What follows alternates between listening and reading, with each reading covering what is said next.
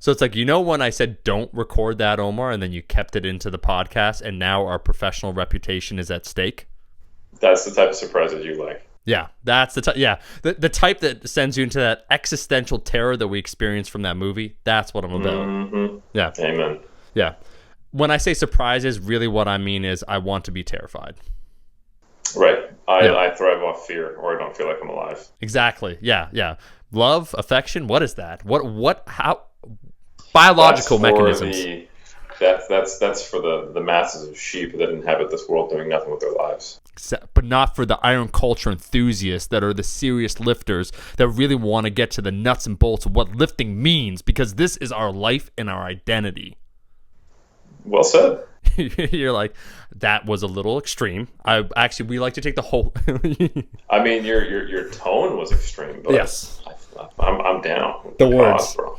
The words. Well, I see. Look, I got a weightlifting shirt on. You got a bodybuilding shirt on. We could come from different sides of the track, same tracks, going different ways. 2 trains, one departing from Houston, one from Chicago. 60 miles an hour. What's going to crash first? Look at the speedometer. Yep. What? Doesn't make any sense in that context. I was gonna say it's crazy, this episode and just this podcast overall, where it's encompassed more than I thought we would, even from this, what is this, the 4th or 5th episode, what have you, just in terms of examining different aspects of lifting culture. That is what Iron Culture Podcast, what it's all about, where we get into the history of lifting, the philosophy of lifting, the science of lifting. This one, which was a brilliant idea on your part, Eric, periodization. No, but periodization and bringing 3 different minds together that have each been highly influential in their own way as it relates to periodization and programming. So this one, if you care about lifting, if you care about the science of lifting, the philosophy of lifting, how we organize training overall, this is going to be a great one. Yeah, absolutely. This episode is really about how to think about periodization, how to conceptualize it. I think, man, you can find endless articles where you learn about the tenets of block, linear, undulating, and largely I think that's been part of the problem, is that we've had these distinct definitions and relatively black and white statements, both in the literature and in the kind of the gray zone literature, just people talking about periodization, about these different types, when in reality they're all sitting on relatively shaky ground theoretically. I mean, they make sense. We're talking about planning based on logic and the demands of athletes, but with such a amorphous concept of how do I plan for an individual athlete, it really does come down to how do you think about it, not what system is better than another, because systems need to be agile when you're dealing with humans. And I think this is a really cool podcast because we have John Kiley, who is a very experienced trainer, and he's worked with athletes at multiple levels for decades. And he's also I would say, a very unique thinker in the field, and that he, when you listen to him talk, you can tell he considers everything he says very carefully. And I think each of our guests are very much outliers, and that John Kiley has humbly challenged the entire establishment of periodization in many ways, and spoken in ways about things that people haven't been able to articulate previously. He's like this humble iconoclast, yes, which I think has really moved periodization forward. And then Mike T, he's very much just an outlier. Like, he just saw problems and solved them and created systems, and he was doing things as a late stage teenager that were revolutionary without even really thinking about it. So his basically single-handed introduction of autoregulation into powerlifting is just pretty incredible. And then Dr. Zourdos, he's basically the forefront of modern periodization research. So we have really multiple angles to kind of delve into this topic. And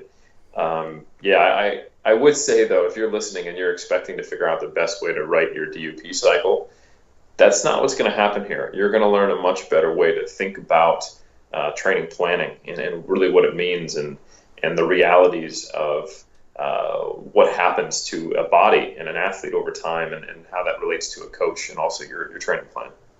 No, it's we're recording this, the introduction, after we had the conversation. It goes for 2 hours, and it goes in, as you would say, so many different directions, really getting into the philosophy of how we organize our lifting. What I want to say, we have those three guests. We have John Kiley, we have Mike Zourdos, and we have Mike Tashir, as you said. We also have Eric providing insights. My co-host, Omar Surf Clam here, Eric Helms, Iron Culture Podcast. There is one thing to note, too, that I think when John Kiley was talking about Verkhoshansky and some of the research that doesn't get stated often enough when it comes to periodization. We had an opportunity to speak with Professor Shako, where we worked with him. And one of the things that he emphasized when you said about I forget what Kiley refers to it as, like the social biological aspects of lifting, the stressors and environmental factors and all those things, is though the periodization that was passed down previously, how there's expectations to control as many outside variables as possible in order to get that desired outcome. So instead of being agile, being rigid, because they're attempting with these Olympic athletes or these high level athletes to control all these things, but for the average person, how that's just not realistic. And that's where Mike Tashir, what's really cool with this podcast, where he gets into the concept of autoregulation, and now he came up with that system for himself and his athletes. Yeah, Omar, I think you just touched on something that we didn't in the main podcast, is that periodization actually reflects the culture that it comes from, right? Training planning. And if we look at the roots of periodization coming from the Eastern Bloc countries during a period of having a pretty, I wouldn't say tightly controlled, but I'd say highly organized sports school system, which has its pros and cons. That means that things are going to be more consistently effective, because you have this very homogeneous effect. I mean, and homogeneity was the cultural goal at this time on that side of the Iron Curtain, That was the reality of the political and social and cultural environment that their periodization came from, which is something we didn't even touch on. Oh, no. But yeah. There's so many ways you could take these conversations. And I think that's, Eric, the goal with this podcast is to really explore lifting culture in its entirety. That was a fantastic point that you just raised. Well, no, you did it. I just expounded on it and said with big words. Well, but yeah. Eric, are you trying to say right now that here in the West with autoregulation, it's the equivalent to safe spaces? Is that what you're saying? Where we're too brittle, we're too fragile, and maybe we should just go back to a simpler time where, strength is right? Are you trying to get me with gotcha journalism on the podcast? So what you're saying? So what we're saying? No, I got to go one step beyond. I got to speak on your behalf. So what we're saying, guys. There you go. Yeah, is that max effort every day. And I think that's maybe the last thing that I'd want to stress for everyone out there is if you're looking for that, magic answer, we're going to invert your expectations, actually, because the reality of lifting is so much more complicated than being given a neat answer for the individual. Well said. Especially in like people who are listening to Iron Culture, you've been lifting for a while on average. That's not that you're not welcome if you're a beginner, but that's definitely the target audience. And I think that's probably who's going to be sticking around. So, man, yeah, there are answers that work for most beginners. Yeah. But once you get to a certain level, the planning becomes more and more and more individualized. It's kind of the definition of what it means to be quote unquote advanced. So I think you're in for a treat. No, guys, we look forward to you listening to this episode. If you support Iron Culture podcast, we do appreciate a rating and review. If you're on YouTube, a like, and consider sharing this episode once again if you found it useful. This is our podcast episode on periodization with John Kiley, Mike Zourdos, and Mike Tashir. Well, first, we just want to thank all three of you guys for coming on to this kind of a roundtable discussion on periodization and autoregulation, which is also going to touch on a lot of individualization. First, I just want to take some time to briefly introduce you all and then give you a chance to talk about anything that you think might be relevant. But first, I'll just say, John Kiley, thank you for coming on. Your 2012 paper on periodization, I would even call it critique of periodization, was basically the foundation that I used as the rationale for my thesis as a PhD candidate. And how much you discussed why periodization in its kind of basic form lacks individualization was a huge part of the whole rationale of why I study what I study. So that was very cool. Thank you very much. Go ahead. Well, I was just going to say, thank you very much for saying that. What I would say is, at the time I read that, I'd read somewhere that the average academic paper was read by 7 people. And I was hoping that I wouldn't get that, because I thought it was just going to get shot down in flames. And at the time, I work in a university now. At the time, I wasn't. It was the first academic paper I'd written. And yeah, it was, I guess it just came from my own experiences as an athlete and a coach.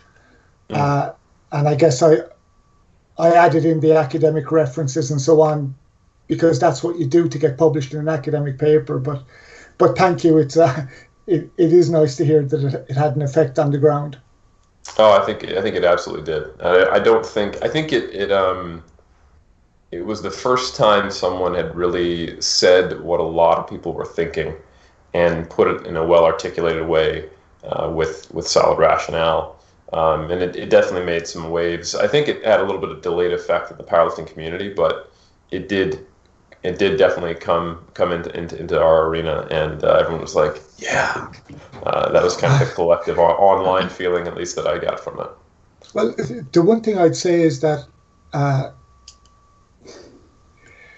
they say, I forget the exact phrase now, but there's no such thing as new knowledge. I mean, I'd had these conversations as an athlete and as a coach with other coaches, but I guess it's just no one had been bored enough to put it together in a paper until me and my amazingly boring life came along. Well, I think collectively we all want to thank you for having that boring life, because we've all benefited from it. Yes. Thank you. Awesome.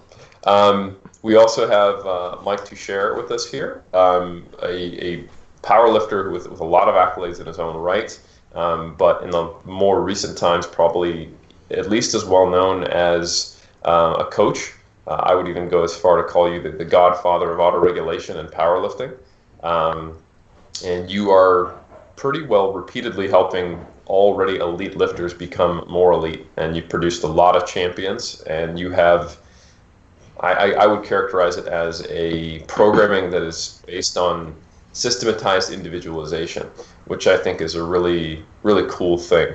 And it's just an honor to have you here. For the listeners who don't know, you and I Skyped sometime maybe 5 or 6 years ago for the first time, and I basically said, hey man, I want to study your systems. What do you think? And I was very pleasantly, I wouldn't say surprised, but I was glad to hear that you were like, yeah man, pick them apart, and if they're crap, then I'll make them better. You weren't all opposed to research scrutiny, which I really respected. So anyway, thank you for coming on too. My pleasure. Awesome. And then finally we have Dr. Mike Zourdos. So anyone who's familiar with me is probably familiar with Dr. Mike Zourdos. We do maths together, and he was a supervisor on my PhD. And I would say you're probably the foremost modern expert on periodization today. Some of the things that you've done that are really notable, and why I wanted to have you on, is you were the first person to bring some of Mike T's systems actually under the scrutiny of peer review. You published the first paper on RPE based on repetitions in reserve, but I think even more importantly is I haven't seen anyone discuss in the peer-reviewed research besides you the idea of integrating models of periodization, combining elements of linear, undulating, and block periodization, and then also weaving in autoregulation to have that aspect of individualization. So I think maybe if you had been as prolific in the research as you are today, or had many publications, John wouldn't have felt the need to write that 2012 paper. So I think it's very cool to have all three of you guys on here. Cool. Honored, Eric. Really do appreciate it.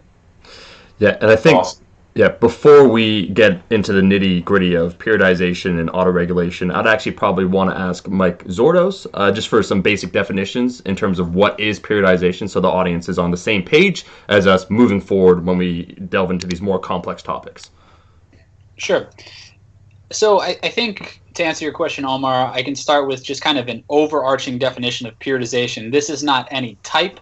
You're probably familiar with the terms linear, block, undulating, so forth, but no type, just a basic definition, and then we'll clarify that a bit. But a basic definition would be the manipulation of training variables to maximize adaptations for a specific time or for a specific performance. And remember, we're going to talk about periodization in the context of powerlifting, of bodybuilding, although it might not be quite as important there, it might look a little different in that context, but maximizing strength and maximizing muscle performance, if you will. But periodization has been around forever, and it was originally developed for Olympic sports and Olympic athletes. And so over that, and within talking about, manipulating variables, if you just think in a most basic sense, you want to test your bench press strength, 30 weeks from now. Well, just logically, is it going to make sense to say, hey, I'm going to do 3 sets of 5 at this intensity and maybe add weight, but just only do that concept? Or am I going to start here, maybe do some high reps and some higher volume, and then as I get closer to that date to improve specificity, I decrease those repetitions and I increase the load that's on the barbell to be able to peak? As simple as that is, that's periodization. And that's just one basic definition. It's not a fixed it's not a fixed program. It's not something that we all even have to agree on all of the principles. We're not going to, and we shouldn't, because they're equivocal. But that's the concept, just manipulating those variables to maximize adaptations. Then within that, there's the different types, and I'm sure we'll get back, and I put types in quotes because I don't believe these types are really all that different. But that's something we can get back to at a later concept. But that would be the most basic answer to your question, Omar. Sure, we could all just agree that West Side's the best side, but understood. Could I just jump in with one point there? And so if that's our working definition, that's fine. Happy to go with that. What I would say is that historically, there was another aspect to periodization, and that was that training was divided into discrete phases. So again, we can talk about periodization based on what you've described there, and that makes sense to me.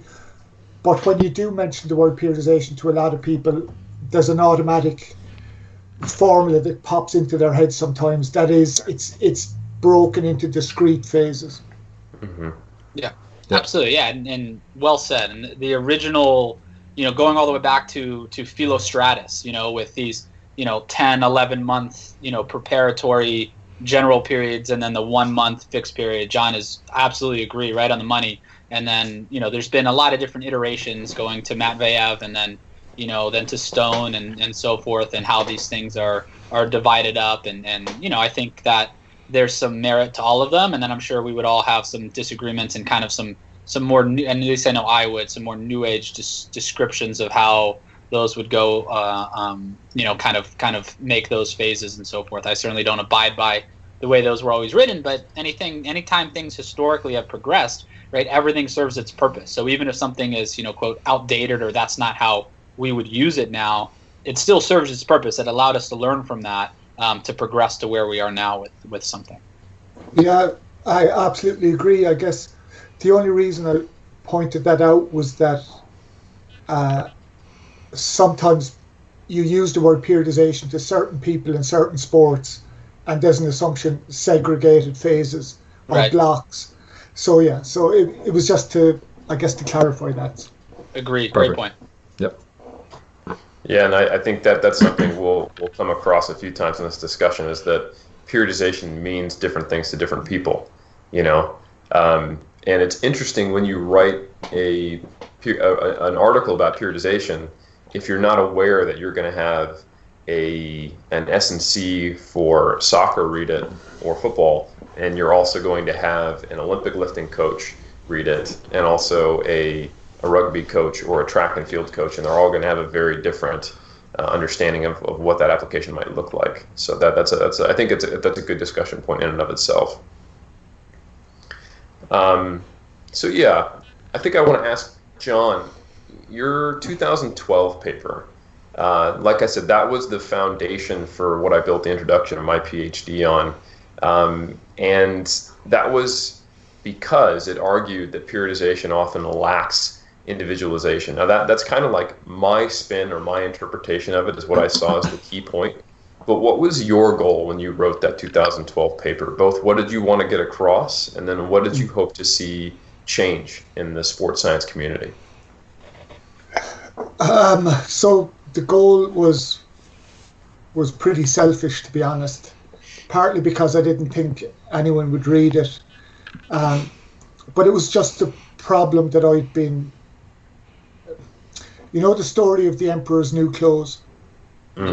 Yeah, so I've been working in elite sport, working with really good coaches, really good athletes, and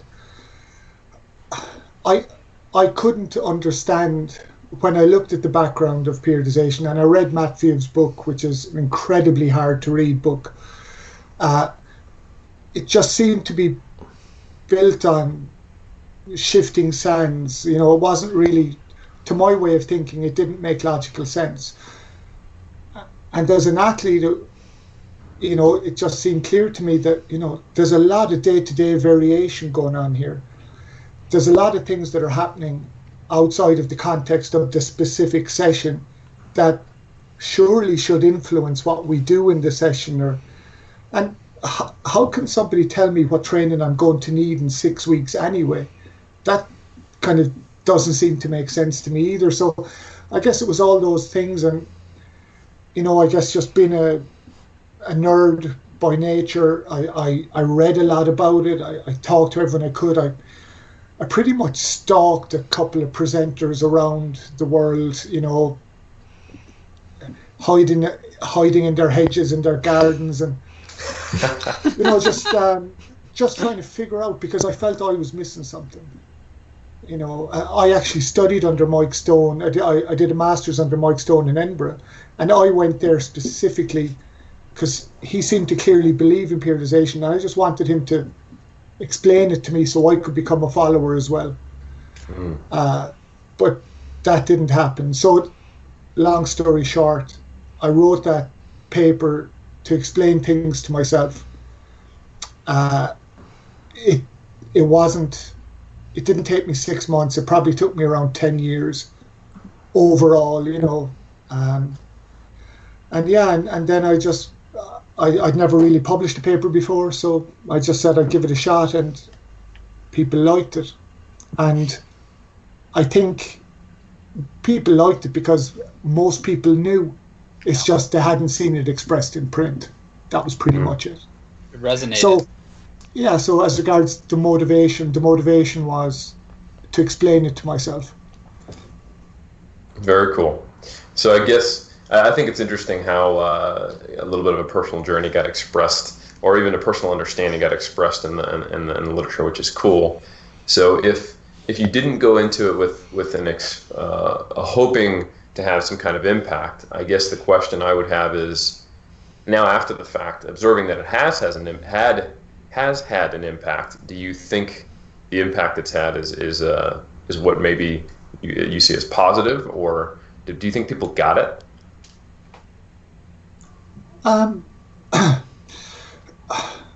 You know, it sounds like I feel a bit uncomfortable here because it sounds like I'm taking credit for nearly a revolution, but I think that wave was crashing anyway. Again, I guess for some folks, I just contextualized it a little bit.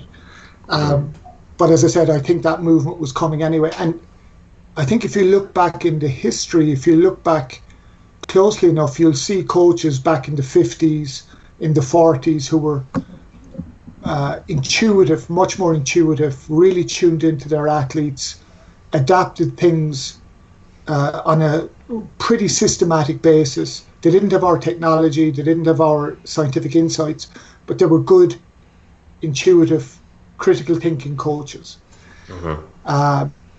So yeah, I genuinely, I didn't think it was going to have any impact. I thought either nobody will read it and it will just sink and die, but it's okay because I got it off my chest, or you're going to be ridiculed.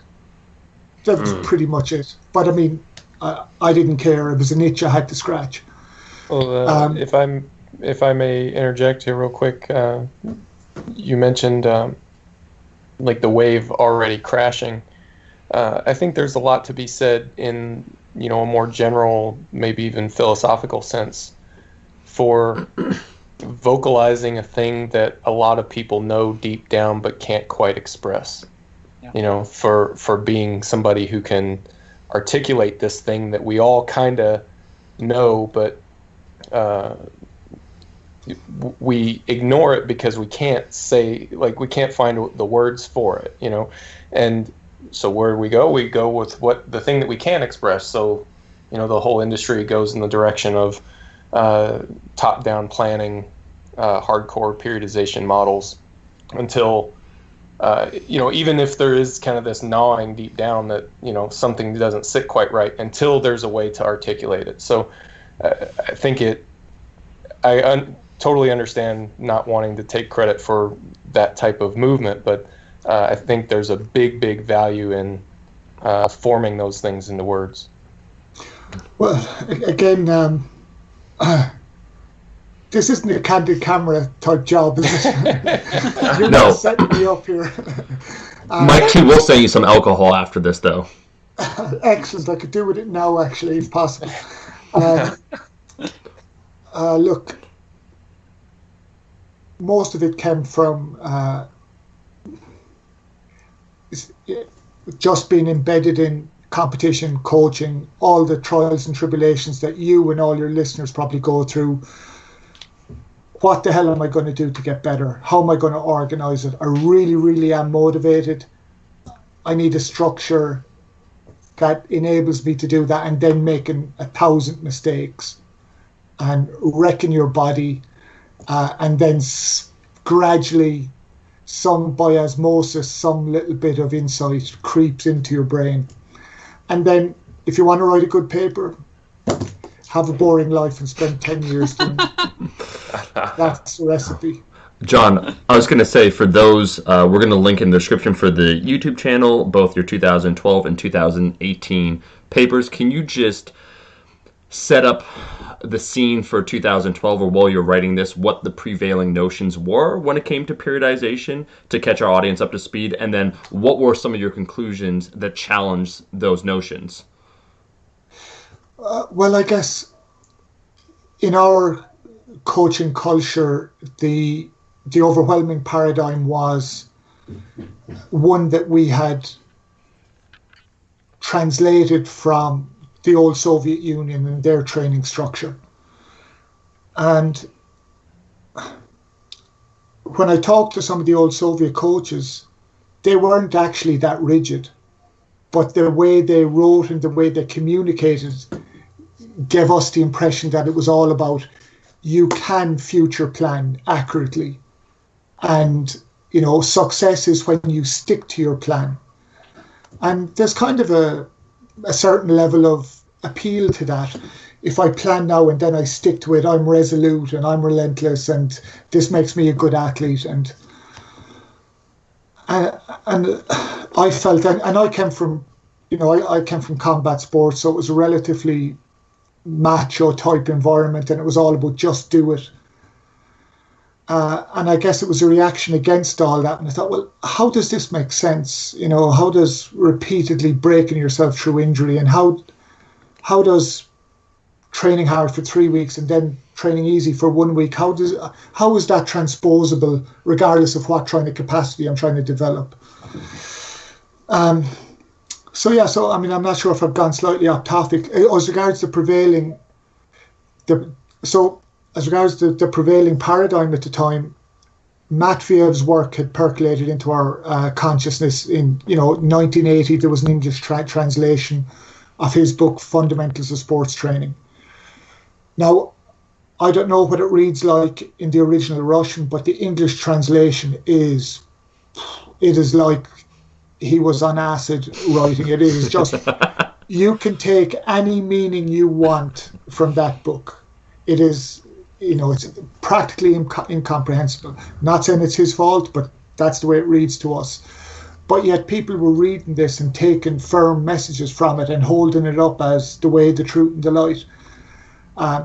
Now, really skimming over the history, right. Pretty soon after that, Verkhoshansky, who was a very accomplished track and field coach, he published some stuff in English in IAAF journal, specifically, which was track and field specific.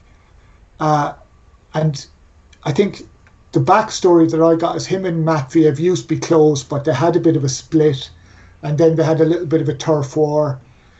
So Verkhoshansky hammers into Matveev and holds up a lot of pretty accurate criticisms. It's too much pre-planning. It's too cumbersome. It's kind of like trying to, be agile on an oil tanker. So then Verkhoshansky became the man.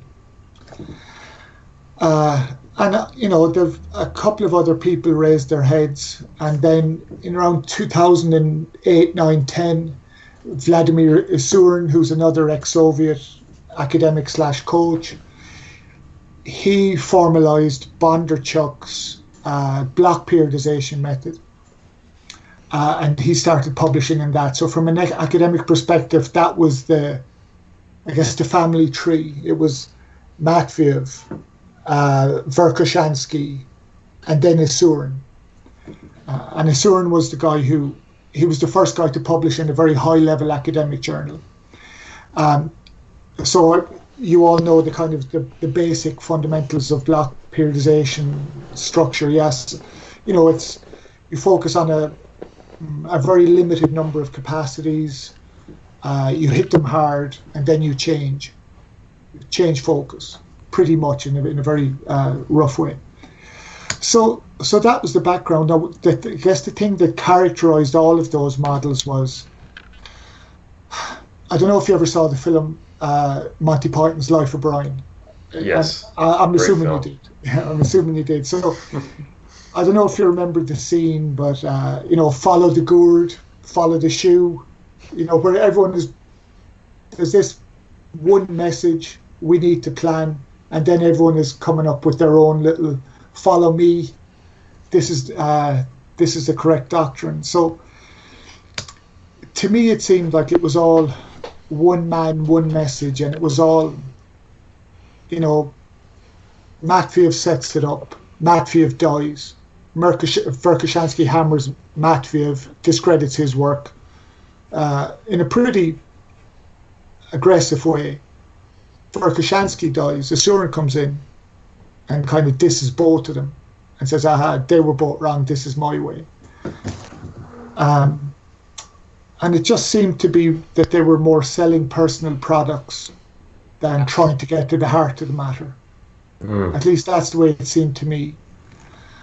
And certainly when I was writing that 2012 paper, this isn't an issue about personal products or, this is the best method. It's obviously a really complex problem. But can we start to move towards better ways of managing this problem, or designing processes that help us figure out how best to modulate training on an ongoing basis, so we still hit those targets, and we still hit them in a timely manner, but we're doing it in a way that is perhaps more reflective of the nature of the problem. Whereas the nature of the problem is, I'm trying to forecast the unforecastable here. What state you are going to be in, and how optimally to stimulate you to move you into a different state. That's pretty complex. I think if we are pretending that we know the answer to that, we're fooling ourselves. So it's like, okay, what insights do we need? What background knowledge do we need? What thought process do we need to help us best facilitate the athlete's journey from where they are now to where they want to go? So that's not a short answer. I hope it answered the question. No, that's perfect. I think taking a look at what was happening before, then how influential your 2012 paper was, is very important. We're also going to talk about the 2018 paper. I want to shift over for a second, however, to Mike Tashir, who is currently accumulating a massive sleep debt. He's been awake, as far as I understand it, for 3 years, is it? Yeah, very straight, for sure. Yeah, give or take. So Mike has RTS reactive training systems. I want to know, because I first saw you back, you said it was like 2011 or 12 on Super Training with Mark Bell, and I heard that phrase, auto-regulation. So I want you to try and define then, what is auto-regulation or reactive training, and what led you to see that being a necessity in powerlifting? Speaking as a lifter, as a coach, just, you at the time, I think, when did you start talking about that? Was that 2009, or when was it around? Yeah, 2008 is when the reactive training manual got published. I mean, I was talking about it on some internet forums before then, if that counts for anything. But, it does. But yeah, it's an example of that wave crashing in other arenas of sport at the similar time frame. So yeah. So auto-regulation, at least in the way that I use it, is a reference to making course corrections. So starting with a plan and then adapting that plan as you move forward, as things change. So kind of the genesis of this for me goes back to the early 2000s, 2005, 6 probably. I was a powerlifting coach at the Air Force Academy, and I had been powerlifting myself for about 10 years at the time, but I hadn't done a whole lot of coaching. And I have all these young lifters who are looking to me to coach them. So figure it out, and at the time, there's kind of a prevailing narrative in powerlifting circles in general, or at least the ones that were on the internet at the time, that it's like this mantra of, you got to learn how to listen to your body. Like advanced lifters, people who've been doing this for a long time, they just kind of develop this intuitive sense of, I know what I need to do. I know when enough is enough. And, they kind of figure this out. And you ask some of them, like, well, how do I do that? And they say, well, you've just got to train for 10 years and you kind of figure it out. And I thought, man, that's a terrible answer. That's not going to help any of these guys, So I thought it was kind of fortunate that I'm doing that's right around where I'm at in my lifting career. And so as I start to notice certain things, I try to, what is it that I'm noticing? How can I communicate this to the other people on my team? And I was reading a lot of the same people that John was talking about. Verkhoshansky in particular, Mel Siff, Super Training, was getting thumped on a lot at the time as being the Bible of training, even though that was also impenetrable. But a concept that I read about probably first in Super Training was RPE, and it was this notion of attaching a numeric rating to the level of effort. And then at the same time, there was this separate notion in some of the powerlifting world of leaving a rep in the tank. And I thought, well, that's interesting. So if you kind of marry those two, you could leave a rep in the tank, you could leave 2 reps in the tank, or even 3, 4, 5, even 6, But not 7. So, right. No. Don't be ridiculous, Omar. Little Ricky Bobby for you. But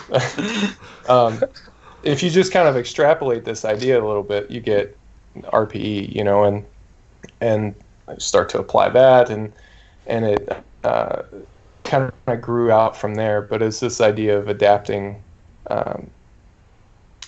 training to the current capabilities of an athlete right then. So instead of lifting a fixed weight for a fixed number of reps, we'll leave the reps fixed, but the amount of weight's going to fluctuate based on your performance.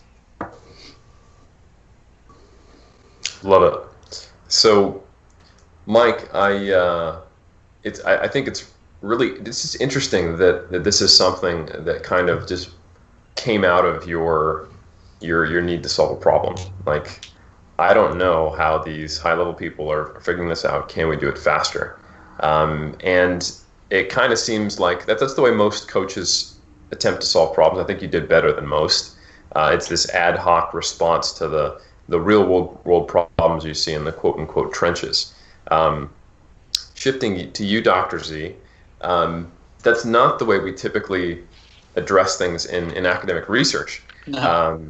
So, for better or for worse, I think we more often, when you see a published paper, you can be confident in the statements. They have references after them. They're not based on anecdote, but it also tends to move slower. So I guess my question for you is, in this quote-unquote modern age of periodization that we're moving into, where we understand the needs of individualization and course adjustments, which I think you said really well, Mike T., where do we go? I mean, what does the future of periodization research look like, and how do we reconcile the issues that John brought up, and also the need to make these ad hoc adjustments? What do you see as where we should be going in terms of the research and the focus there?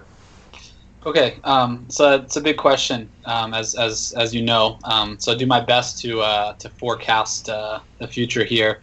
But one thing I want to say up front is I hope that those that are listening took a lot from what John and Mike just talked about, and here's why I think it's really important. Because as practitioners and as coaches, they have influenced scientific publications. John has some papers, but even his anecdote is what influenced him writing that paper as he described. What Mike did has influenced what Eric and I have done over the past however many years now in the scientific literature. So just in this conversation, you're seeing, for those watching and listening here, you're seeing crosstalk between these worlds, and that's what we need more of. Somebody said, what's the number one thing that you need more of in the scientific literature? I mean, certainly we can talk about a replication crisis in science. We can talk about things like that and so forth. But in science, and if you're in an exercise science department, especially in the United States, and you're doing research, you need more crosstalk with individuals like John and Mike. That whether they know it or not, and I'm sure Mike does to an extent because he and I have spoken, they have influenced what we've done in the muscle physiology lab at Florida Atlantic University, as have other coaches for me watching and reading those, as have our own training. More and more, there's been a trend, which is a good trend over the past 10 years or so, where more and more lifters and people that are interested in training are becoming scientists themselves. Or I don't know if we're real scientists. We just lift weights. So I don't know if that's kind of disrespectful to real scientists. But we're doing our version of we're doing our version of science here, if you will, of Mickey Mouse science. Muscle-bound scientists, bro. There you go. I'm only taking the term if we can keep the bro at the end of the muscle-bound scientist. Okay. So bro. I want the whole thing. Muscle-bound scientist, comma bro. Yep. The whole you got thing. it. Yeah. Or hunky scientist, whatever you want. Yeah. Even better. We're going with that. I don't want to refer to it as anything else for the rest of this. So I think that's important, though, for everybody listening, is that there has to be that crosstalk, and these guys have influenced what we've done. Our first study, Eric, you mentioned that you and I published on RPE, was just essentially taking Mike's scale and with slight modifications, whatever, and validating it in the scientific literature. Without him, that doesn't exist, or maybe it does, but maybe it exists way later in the future in a different kind of way, a different concept that probably isn't as good. So that publication is due to what he had done and to him being open to us working on that stuff. And so I think there's really a lot to be said to that. So where do we go in terms of there needs to be more crosstalk? But the one thing I think is really important, and scientists tend to take themselves too seriously. Scientists also tend to be really poor communicators, which is why I think podcasts like this are important to give people an opportunity to come on. Unfortunately, many scientists won't, or they won't articulate well, but they really should. But one place where I think we're going is that we're getting to a point where I think people can admit that they don't really know that much, right? Like we don't know that much about that many things, and we have ideas and we have theory, but a lot of this, while based on some data, right, there can be different interpretations of that data. We can all look at the same data that exists, and we're probably all going to agree on the same tenets of training, right? Okay, you want to have about this training frequency. In general, there's a relationship between volume and adaptations. How large is that relationship? I can't really say. but we have that in general. We want to do this. Some degree of specificity is certainly a good deal, but how you configure all that, there can be different interpretations of the data that's out there, and there should be. And then there's different rates of adaptations among individuals and so forth, so they can be applied. But I'm getting a little bit more specific than your question. So, but I think we need to all kind of admit that we don't know that much. And once we do that, that's when we're able to learn from each other. And that's when the scientists can kind of get off their high horse a little bit and use the anecdote, right? There's bad anecdote. There's bad anecdote from just a regular dude who's lifted weights 3 times. He's hanging out at La Fitness and he's doing his thing, and he's giving you his anecdote. That's not a good anecdote. But then there's Mike T anecdote. That's a good anecdote. Mike saying, I've been lifting weights for 20 years now. I've been competing this many competitions. I've been doing this way for a long time, and I'm seeing the results based upon this. I'm not sure if there's scientific data on this, but myself and 15 lifters at RTS have all been doing this and have made progress. There's something to that. What's Mike onto? So what can we take from what he said? Maybe that does already exist in the scientific literature and he doesn't know it, or maybe it doesn't exist, but physiologically it makes sense. Then we test that. And I do think that's a rationale to do something. So if we can admit that we're all kind of guessing a little bit, right? We're all guessing a little bit about this in training and periodization. And if somebody tells you that they're not guessing, then that's the one person that you don't really want to listen to, right? And so where we go, and I just jotted some ideas down a little bit more specifically. I think one of the big things that we need, and Eric, you mentioned this, and I'm just making sure I have all my ideas here as I'm writing them, is we need to have more studies that are integrating concepts of periodization. We need to have more long-term studies, but we also need to have studies that are individualizing, not just in autoregulation, like in your dissertation, Eric, where we say, hey, you can train to an RPE versus a percentage, and we see RPE might have some better outcomes, which is logical and I think is a good idea. But more individualization, whereas so let me set the stage for those that are listening. And I was meeting with my lab group this morning. We had one of the greatest 2 or 3 hour meetings that I've ever had, just tossing out ideas, writing stuff on the board. And by the way, John, we talked about one of your 2012 paper in our meeting today. And so, Eric, we did not talk about anything you've ever done. But you guys did mention his 2011 show, right? Yeah, well, of course. I mean, listen, Omar, I will say that at that show, I got to be honest, Eric, I don't think you nailed the tan. I think that, maybe on the left side, on the tricep, you just didn't quite have enough of a tan. But we can talk after. I can help you with that. I'll write you, a protocol. I'll take notes on that. Yeah, you should be writing things down right now, actually. It goes into did you put that note in the important pocket for the important stuff? That's the only pocket I have for anything you say. If anybody's ever seen the movie Ted, that's my favorite line from the movie. So yeah, let me take that, put it in the important pocket for the important stuff. And so what I think needs to be done, though, so to set the stage for those listening and watching, in a scientific study, let's say you want to compare protocol A to protocol B over 8 weeks. And you do that, and subjects complete the protocol, and let's say a subject completes 90% of training sessions, then you include their data. But what you don't do is you don't really make dose modifications. So if a individual has an injury, whether it's related or unrelated to the study, but they can do some things but not others, then they have to discontinue the study. If somebody loses motivation and just doesn't want to train, then they don't train that day. So we have to figure out a way in science, and this is what my students and I were talking about this morning, is that's not reality, right? If you injure your lower body, what do? You then train your upper body. If you injure your left arm, you're still going to train with your right arm. If you don't feel like training one day, you might not just completely not train at all. You might just do a lighter session, or you might say, I'm going to do something a little bit more fun today, or you might lose interest and so forth. But in science, we don't allow for that. We just kick somebody out of the study, which makes sense, right? It makes sense because your question in that study is to compare A versus B. It's not to find the best training protocol of all time, but in this head-to-head matchup, which one seems to be better? And then whichever one is better, you base things upon that concept. But then, of course, there's limitations to that because B was better than A, but it was better than A over 8 weeks under certain circumstances. That doesn't mean you always do B forever. It means you look at all of the information that you have at your disposal, and then you put that concept in context over the course of all of this information, and then when you might use that over the course of a year, but also understanding that all that did was compare this to this, and you never take something from the literature and enact it exactly as it is. Rather, you understand the concept and you integrate those concepts together for where you're going to place it in your plan or how you're going to use it.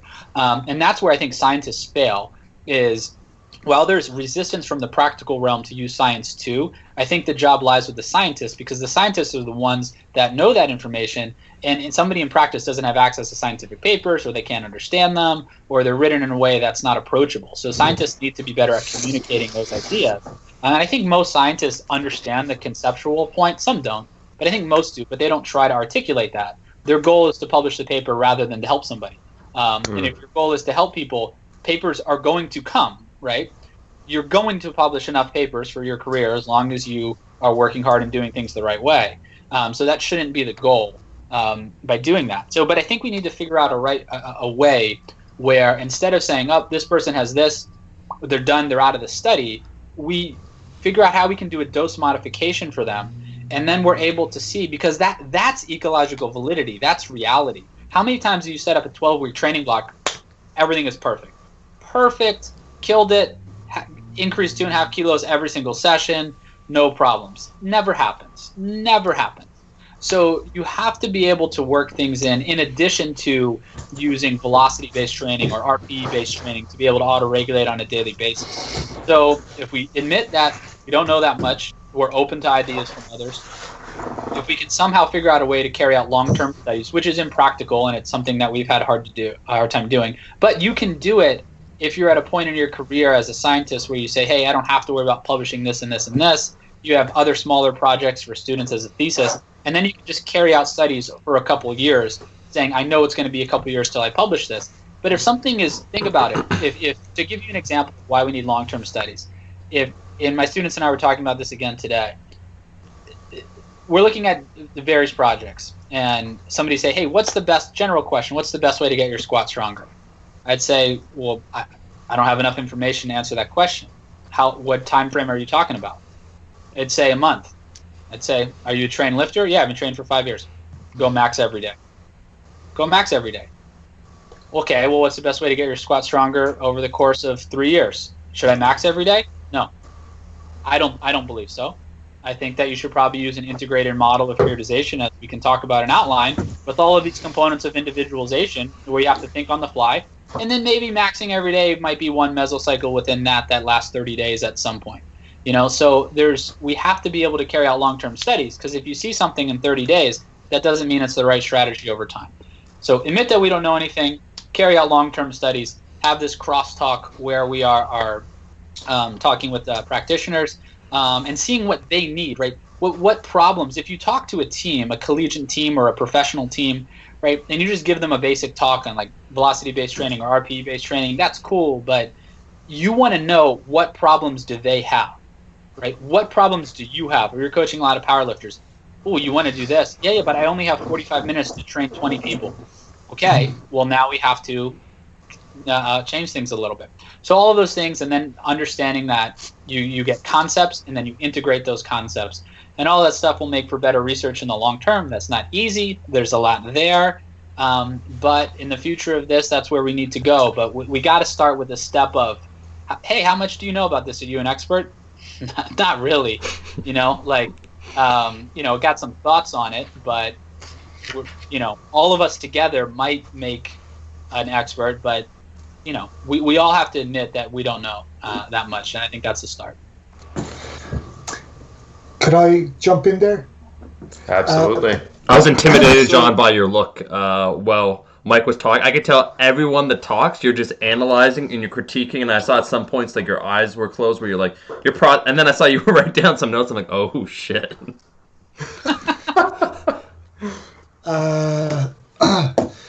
No, well, geez, I definitely didn't mean to be intimidating, and I'm actually. I'd show you my paper here, but it's just a doodle. It's just trying to look intelligent. It's a small dog. Yeah. What I was going to say is one of the big things that changed the way I thought about a lot of what I did in coaching and training happened totally outside of the sporting realm, but in around maybe 2005, because this whole idea of, and this is just speaking to what you were just saying, the value of admitting to yourself and to others that you don't know the answer, that in fact, if you're involved in anything that's about prediction of the future, which training forecasting is, right? Because that's what planning is. I forecast that this will be the best type of training for you to do at this juncture in the future. You know, can we actually do that? So anyway, long story short, 2005, 20-year study, 20 years. Guy called Philip Tetlock in somewhere in the US, forget where, Carnegie Mellon, maybe. So he picked 365 experts, you know, all educated to PhD standard, the kind of talking heads that you would get on CNN or, you know, Fox or whatever it was, asking specific questions. And over the course of 20 years, he asked them like 10,000 questions. And is basically, what's going to happen here? Or what do you think will happen in the next 6 weeks in relation to this question? And it might be something about the economy, or it might be something about Russia, or whatever it was. And he did it in a very nuanced way in terms of some people, sometimes he'd give them questions in their area of expertise and sometimes outside their area of expertise. So phenomenal work. At the end of 20 years, analyzes. What was his main conclusion? And the kind of tagline he used was, in general, human experts are about as accurate as dart throwing chimps. Wow. So he'd interviewed the best he could find over 20 years.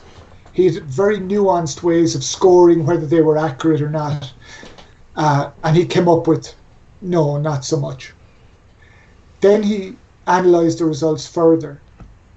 And he found that those people who were least confident in their predictions were more accurate than those who were more confident in their predictions. So that's kind of ironic, and it kind of goes against what we, as humans, what we think. If you see somebody on a news channel and they're saying to you, this is what is going to happen, you're inclined to believe them, right? But you're actually better off looking at the person who goes, well, you know, that might happen, but this could happen. And sometimes you might think, well, they're just sitting on the fence, but in actual fact, a lot of time they're not. They're actually thinking it through, and what they're saying is more reflective of the likely state of things to come. Long story short, and sorry if I've laboured this, but that's an interesting challenge for us as coaches, because sometimes athletes look to us as we should be the font of all knowledge and know things, right? But if we actually believe that hype, if we think, yeah, I have the answers, you know, and I've spent 20 years in the trenches and I just know in my gut, if we believe that, that's actually a pile of crap. Really what we're just doing is reinforcing our ego, you know, by saying, oh yeah, I know. And then the other kind of catch there is that if I want to believe that what I think is right, it is really interesting for me, or easy for me to justify that. So if I'm coaching you and you have a season where you do well, then I think I put together a really good periodized plan. The next season, if you do really badly, well, that was a good periodized plan, but he screwed up. You know, he lost his motivation. It's so easy for us to reflexively, in a knee-jerk way, kind of explain things away in such a manner that it doesn't require us to change our beliefs or to change our self-image. And, you know, so, and again, you know, this is just getting back to Mike's point, is everything starts with an acknowledgement that this is a really complex problem. I have to start with, I do not know the right answer. I have suspicions, I have, beliefs, I have perspectives, but I need to be careful. And I think just having that little voice of doubt and that reminder that I need to be careful here, I need to check my work, I need to monitor, I need to investigate, I need to not assume that everything is laid down in stone. I see that as a fundamental characteristic of good coaching in general. And then when it comes to planning, that's, I think, what will keep you sharp and what will keep your antenna up for those type of weak signals that maybe the athlete is giving off. But if you believe we're set, you're going to miss those weak signals. But if you're primed for, I need to be sharp here, I need to be observant, then you're more inclined to take on those weak signals and factor them into your decision making. Something while we're tacking things on here, I'll join in. We had a saying when I was in school, my formal education's in management actually, but one of the things that they always talked about in our classes was systems drive behavior. And I suppose that's mostly true, and it's definitely a thing that's kind of bounced around in the back of my mind. But one thing that I've noticed is that when I plan out training for longer time frames without clear contingency plans, my tendency is to just execute those plans unless something goes really off the rails wrong, right? My agility to respond to this emerging information that you're talking about, John, goes way down. So for me, I recognize that that's my response to this system that I've created. I create a rigid system, so I behave rigidly. And if I want to be more nimble, if I want to respond better to emerging information, I can't allow myself to plan in a rigid way and just say, oh, well, I'll flex on this plan if the need arises, because I won't do it. Coaches, there's this other idea, I guess. Like, I love talking about, the nuts and bolts of training, but especially when you're talking about a coaching situation, there's a skill set that's involved with being a good coach. And you can know all the right things, but then just like you can know the right plays in a football game, but if you're not a good athlete, then you're not going to execute them very well. You can know the right things, but if you don't have a certain coaching skill set, it may not be well executed. All this is a long way around of saying that I think it's important to design your coaching system, create a coaching environment that facilitates you to listen to these weak signals, to pay attention to the things that are going on. I think this quality of paying attention is probably the most valuable thing that a coach can do. When the coach gets overloaded and pulled in too many directions and can no longer pay this deep attention that's required, I think that they start doing a much worse job as a coach.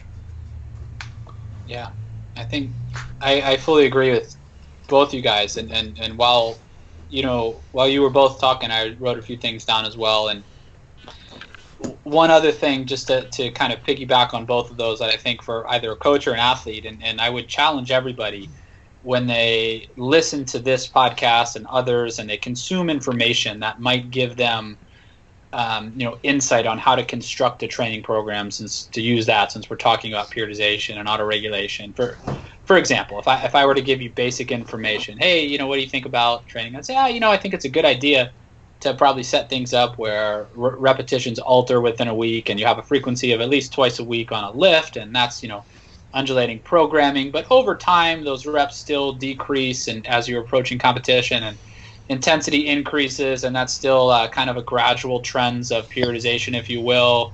When you're in a volume block and you're farther away from competition, your RP is probably lower. When you're close to competition, your RP is probably higher because you're getting at higher intensity. I give some general information like that. None of that is set in stone. So what I would challenge everybody to do is they take that conceptual, as I said, but when they're doing this, they understand how to think.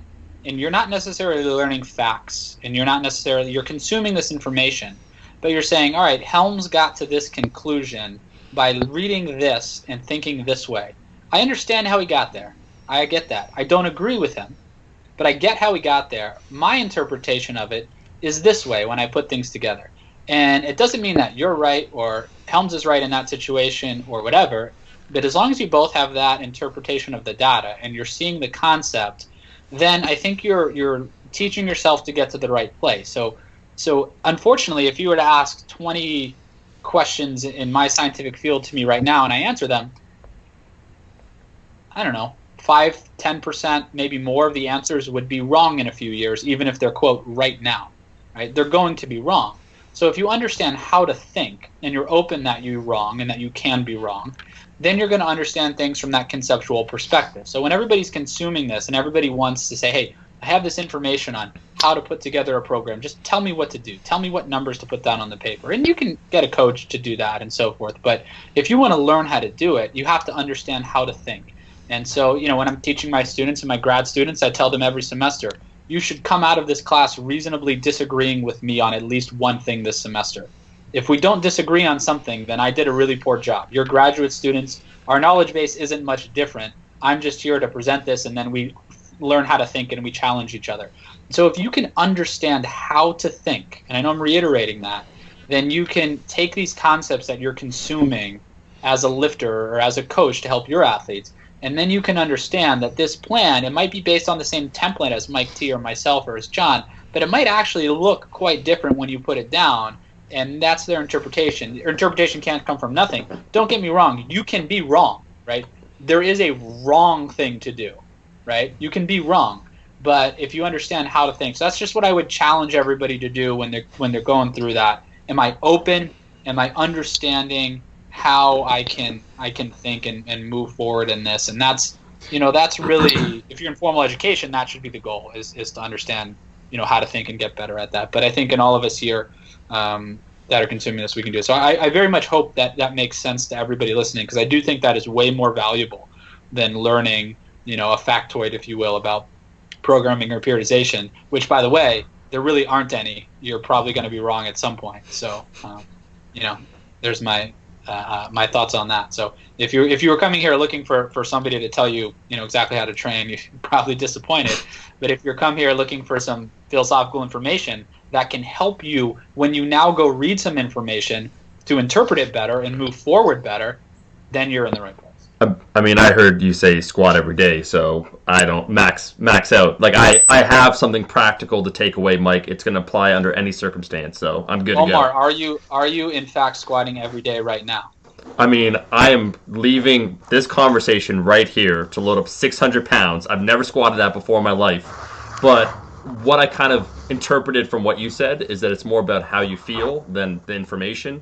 I think I could do 600 pounds, so I'm just going to max out. Okay, yeah. If I understood everything you said correctly. You nailed it. Nailed it. 100%. And on that a serious point, right? Like, if somebody were to say, like, hey, I should squat every day, that'd be the best way to increase my squat in a month, and something like that. Think about this. Here's people's reaction to the literature too, right? They see this program A versus program B was statistically significant, which the average response maybe was like 7% more, which again, that's the average response, not the individual response. Nobody talks about that, but whatever, we digress. Then people think, oh my God, I have to do this. It's like the people in the other group didn't make any progress at all, right? Like they didn't, nothing happened. You're using this type of periodization now. God, it's going to be terrible. You're going to be Clearly fine. Inferior. You're going to be fine. Remember, if you go through the study for 10 weeks, when's the last time that you saw one group increase their list by 30%, and the other group decrease by 20%? both pretty much still got stronger to a similar degree. Like, you're going to be fine. So I think people misconstrue that, and then rather if they look at that, understand, hey, maybe there's something to each of these concepts, and I can integrate them to really get the approach I need. But I think people just see one thing, or they see nothing, and they think, oh, this is better than this. If I don't do this, I'm done. Game over, right? And of course, that's the case. Yeah. I'm done. Something all three you talked about was the importance of, I think you called it agility or being agile, Mike T. And John, you referred to it as, the ability to make changes in a coaching situation. And Mike, you talked about having a framework, but then knowing that it's going to need to change. And I think what you did a really good job of, John, in your 2018 paper was, instead of just kind of throwing the bomb in like you did in 2012 and saying, hey, the shit doesn't do what you think it does, peace, In 2018, the paper that you wrote, you really kind of said, oh, and here's why. There's some physiological underpinnings and theories that we use in the periodization literature, which is old and wrong. And like Mike Z was just saying, how 15% of the things that we think we know now are wrong. If we're basing it on stuff that is 7 decades old, those 10% start to add up. So do you think you could take some time to talk to us about some of those aspects that you covered in that 2018 paper, and why being agile is important from kind of a basic level? Well, I guess, and you all know this, but it's just worth saying again that regardless of the training program, if we get 100 people and give them the same program, there'll be high responders and there'll be people that are low responders. And now if you come back in 2 years' time and do it, that might be different. The low responders maybe respond better, the high responders respond worse. It's really hard to figure out who's going to respond to what. And there's a number of reasons for that. And one is the obvious, genetics. 2 is history. So our genes, if you like, are this big giant toolbox we all inherit. But it's prior history. So our childhood experience, our childhood activity levels, right back to things in the things that we experienced as a fetus. And there's a whole science now of epigenetics, which is really how the legacy of past experiences influence how you express your genes now. Anyway, for us, it's just another layer of complexity. There's genetics, there's early life experiences. I guess what I've become really interested in is things that we can control or we can influence as coaches that don't fall into the mechanical training program, but that I think should be dimensions of the training program that we plan. So, for example, that 2018 paper was mostly around the basic message that how you adapt to training. That's what we all talk about. Here's your stimulus, here's your adaptation. But how you adapt totally depends on the neurobiological backdrop, chemical backdrop that you overlay that training upon.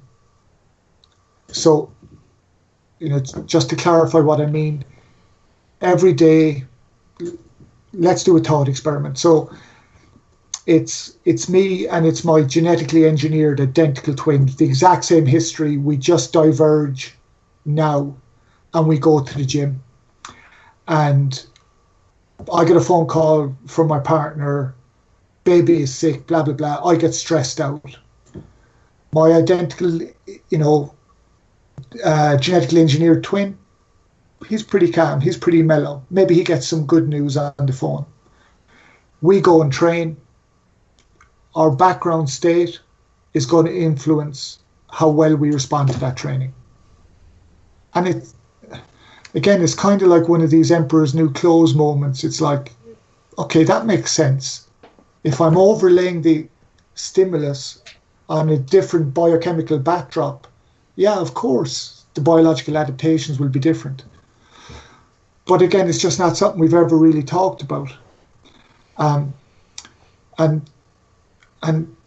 think sometimes historically we've spent so much time arguing about this is the best method of periodization, that's the best method.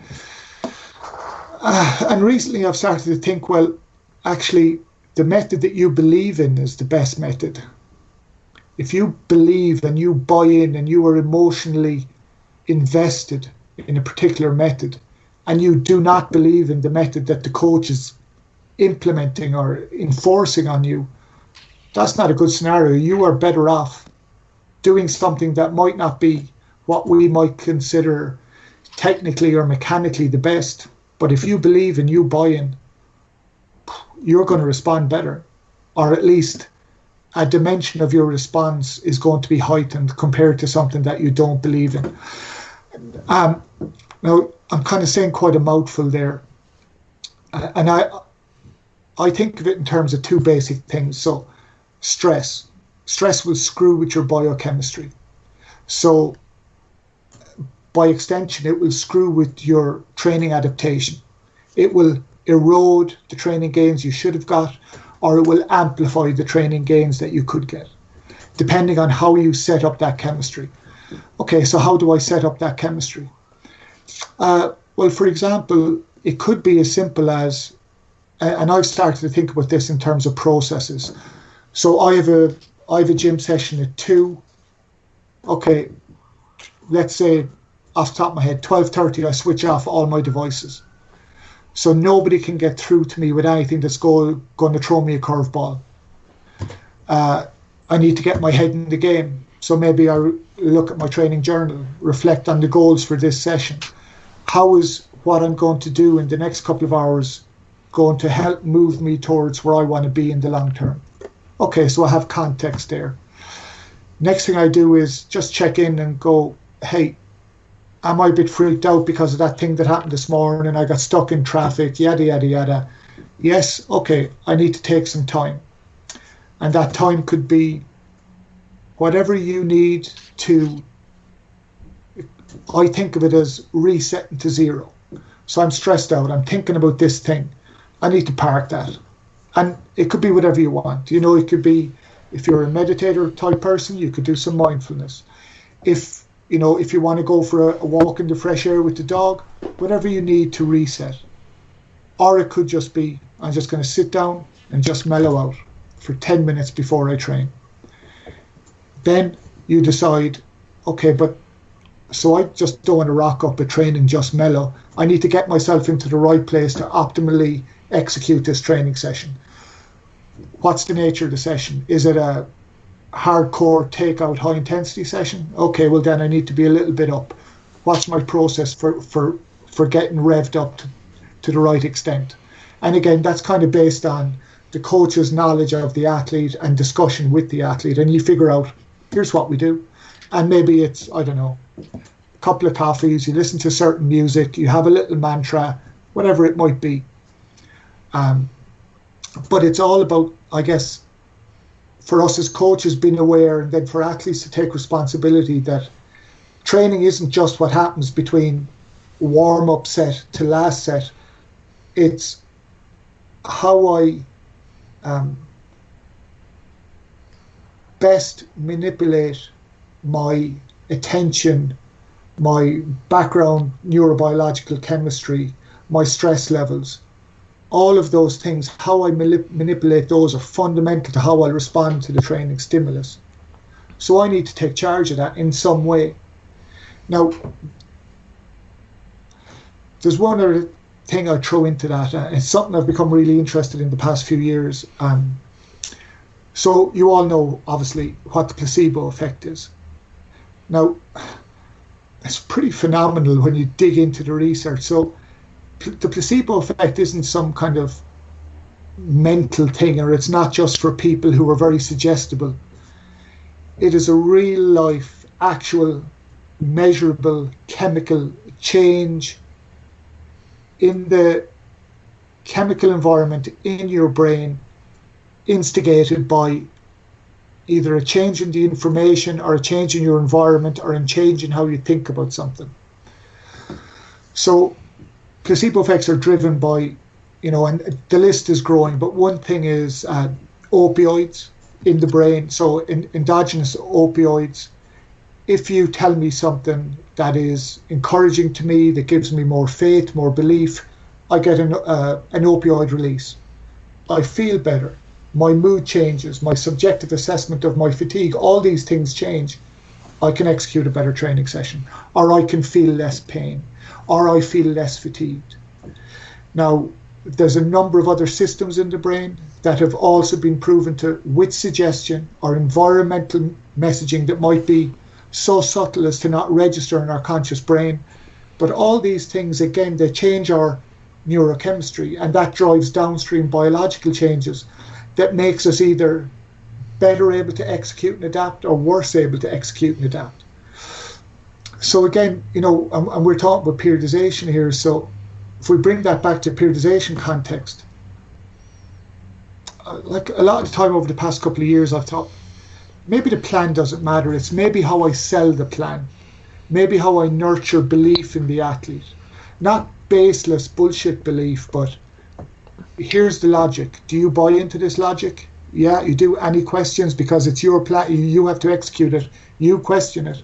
And you just assure that the athlete is, they know that you're invested in the plan. They know that you care about this. They know you care about them and their future. They understand the plan. They understand how they should feel. They understand the RPEs that should hit. They understand all those mechanics.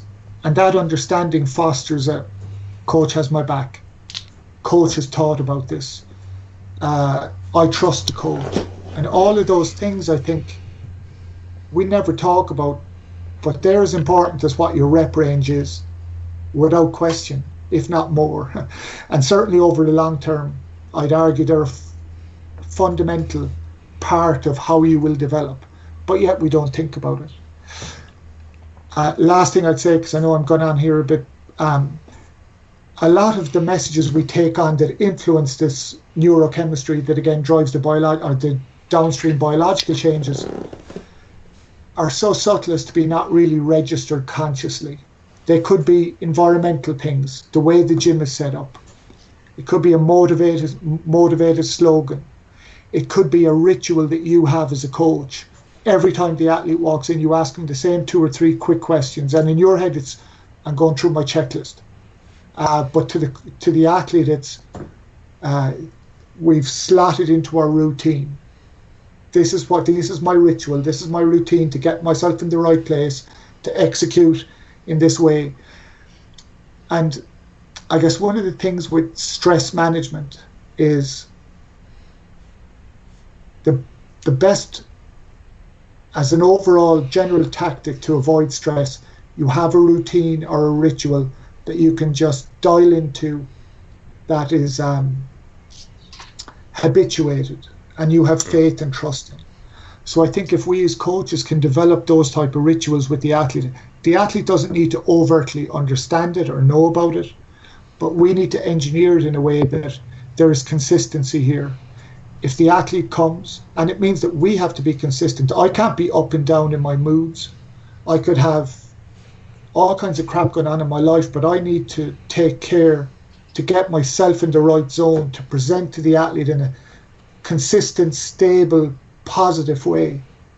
So the athlete isn't walking into the gym going, I wonder what coach is going to show up. They're kind of freaked out, nervy guy, or this calm guy who's kind of overdoing it on the jokes. So yeah, I'm going the very, very long way around about saying I think there's a whole load of other dimensions to planning outside of the technical prescription, the mechanical prescription of training. And again, I think it's at least as important. And the last thing I'll say is, like, I've worked in a lot of sports at a decent level, and you know, I started out looking for what is the key ingredient of the great coach, you know, the coach with multiple Olympic medalists and so on. And it definitely wasn't planning. I thought it would be planning. But I have seen coaches who, you know, my evaluation, their planning is really bad. Like, and that other coaches plan so differently that both of them can't be good, right? But they're both successful. Olympic gold medalists, bam, bam, bam. And you're thinking, hey, it's not planning. So, and obviously, a good coach needs a number of characteristics, and we're all probably good in this dimension and not so good in this dimension. But I think the one attribute that is unfailingly present when you get a successful coach-athlete pair is the athlete has belief in the coach and trust in the coach. Now, I guess from our perspective, the next question is, how do I nurture that? And my own perspective is, you don't try and be this perfect person. You just be yourself. You're authentic, but you're consistent and reliable in the way you present to the athlete. You develop processes that gather feedback from the athlete and implement that feedback, so they know that they're not just a robot that you experiment on, that their perspective and their future is what you're fundamentally about assuring. That was quite a long rant, so I think I better shut up there. But it was really good, and I think there was a key thing there that I think was you picking at a bit of a paradigm shift that's in the way coaches look at things. I think if we go back through that history of kind of top-down, in some ways academically focused periodization, there is this is something we get taught as quantitative researchers. If you can't measure it, it doesn't exist as far as you're concerned, and that's objectively not true in the real world. It's just the way you write a paper and the way you think about things. So I think the previous paradigm of thought was blinders. Like, I have no way to quantify this allostatic load that you're dealing with outside of what I write in my Excel sheet or the nutrition information I give you. Maybe I control a few different things, but realistically, that's 1/10 of the overall stimulus you're getting at most, right? I have no way to quantify that, so I'm just going to keep my blinders on. Anytime it doesn't work, these are my X's and O's I can modify. And I think, man, I operated like that for years, and it probably made me a better programmer in some ways, but until I think I started to go, there's all this background noise. I have a complete misconception of what the signal to noise ratio is. And it sounds like, John, what you're talking about is, instead of putting blinders on as to the noise, acknowledge it that it's there and think, okay, so what does a plan look like that acknowledges this noise? What things can I do to at least maybe turn the volume down on it? And then I think, shifting from what you said back to Mike T, what you talked about, that agility, it sounds like you've acknowledged this background radiation, if you will, and you've started to say, right, so I started with just the RPE, kind of looking at the microcycle level, and we know you're not going to be able to lift as heavy on one day versus another, so we're going to modify this. But now I would say 10 years after the fact, when you first came up with that, or a little longer, now you're doing something called emerging strategies, which is, I guess, a more systematic approach to taking anecdotes, acknowledging the background radiation, and then finding an individualized plan. Do you think you could piggyback a little bit on what John was talking about and help us understand how you've gone from the kind of pinpoint focus on RPE into something that's a little more mesocycle and block sequencing, but still quite nimble? Yeah, absolutely. So, we kind of laid out the genesis of RPE earlier, and I think when I wrote about it, I was sure that I was onto something. Like, I felt like this is an idea that I believe in.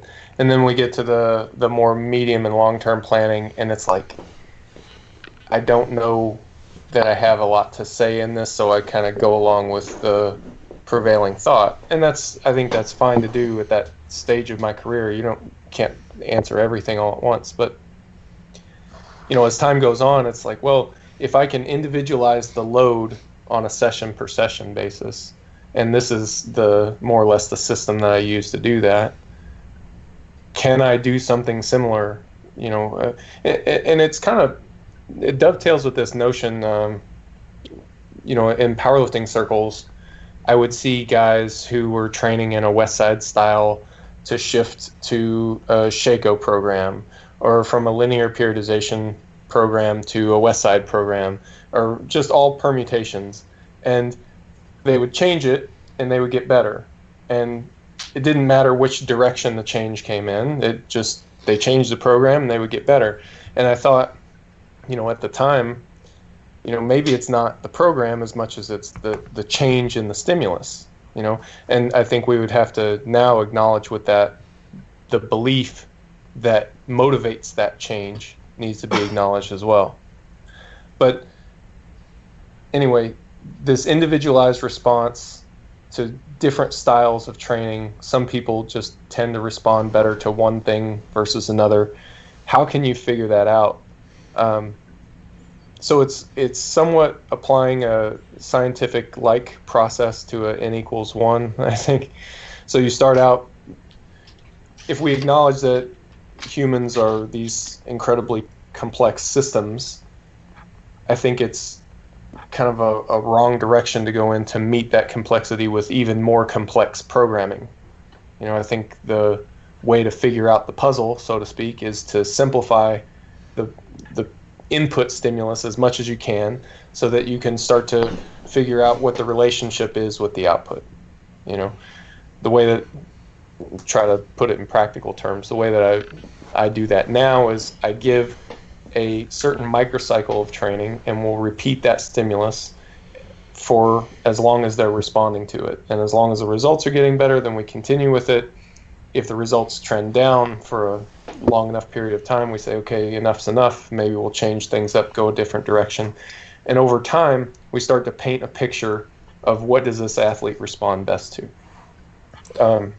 There's kind of an allegory that I pair this with sometimes, that if we think of figuring out what type of training do you respond the best to, what's the most ideal training style for you as an individual, you're kind of trying to find your way through a cave in the dark. Except, that chemical background that John was talking about is always changing and fluctuating and modifying. So it's like trying to find your way through a cave in the dark, except all the rocks are moving around from time to time. So as you start to think you figured it out, psych, you didn't. This is a great existential analogy right here. You're in a cave in the dark, alone, and everything's changing. Look, it And you're melted on my fire. brain for a while. But I think if you simplify things down and into as simple as you can make it, and try to start to formulate some sort of pattern of stimulus and response, knowing that, hey, the rocks are going to move around, this isn't going to work forever. We can't illuminate the whole cave. You can't just flip the light switch on and see this is the best way out. But we can give you a little pen light, and that's better than nothing. And you can start to find your way in maybe the right direction. So maybe I didn't say anything there, but